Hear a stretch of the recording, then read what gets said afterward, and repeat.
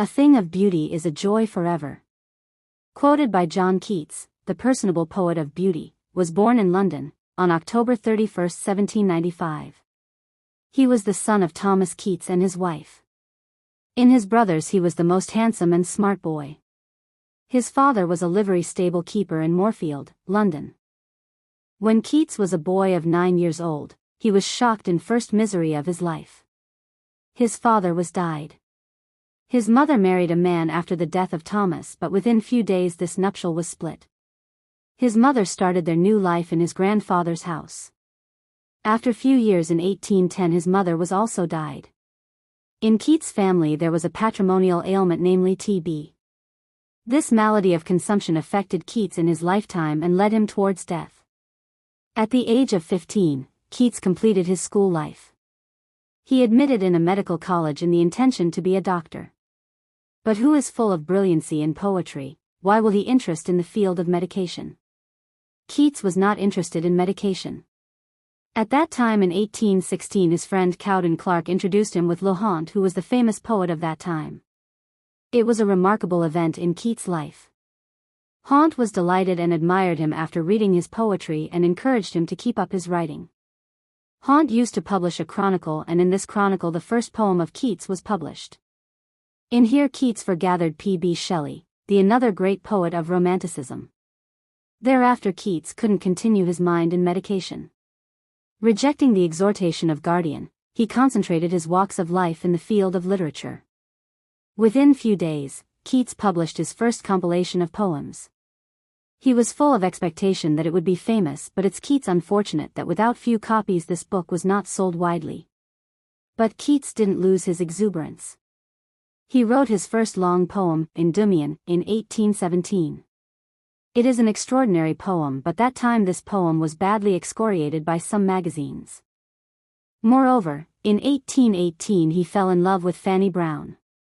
But her family was not willing to give their girl to this unsettled boy. All these upset Keats. His health also had been moving to downfall day by day. But that time Keats had written most of his famous poems.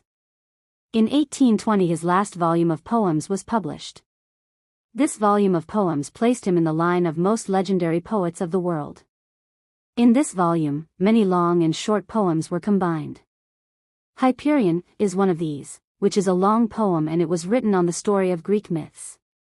Other tremendous poems are Isabella or the Pot of Basil, The Eve of Saint Agnes, The Eve of Saint Mark, Lamia, La Belle Dame sans Merci, and etc. Besides these long poems he also wrote many short poems and odes. In his odes he bloomed a peerless charm. His best odes are, Ode to the Nightingale, is an allegory poem where the stream of life and death are flowing alongside. Ode to the Autumn is a natural poem. Keats drew here the beauty of graceful and fascinating autumn. Ode on Melancholy, Ode on a Grecian Urn, Ode to Psyche, Ode on Indolence, Ode to Poets, Ode to Fancy, Ode to Apollo, are his other beautiful odes. More than that, Keats also wrote some sonnets. His popular sonnets are, When I Have Fears That I May Cease to Be, to Homer, to Human Seasons, Bright Star, On the Sea, and etc. Keats the Romantic poet, soon after his last volume of poetry was published in 1820, he ventured off to Italy with a friend. The trip marked the end of his romance with Fanny Brown. His health issue and his own dreams of becoming a successful poet had stifled their chances of ever getting married. Keats arrived in Rome in November of that year, and within a month he was back in bed. Keats' agony was so severe and painful that at once he asked his doctor, "How long is the posthumous existence of mine to go on?" Keats' death came on February 23, 1821. It's believed he was clutching the hand of his friend, Joseph Severn, at the time of his passing. Now widely known as a Romantic poet, John Keats was the youngest poet of Romanticism as well as in all time. He was a true worshipper and an adorer of beauty and nature. In his writing he painted the ordinary things of nature.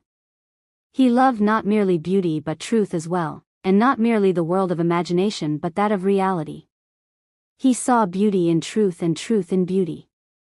We remember him always with very respect.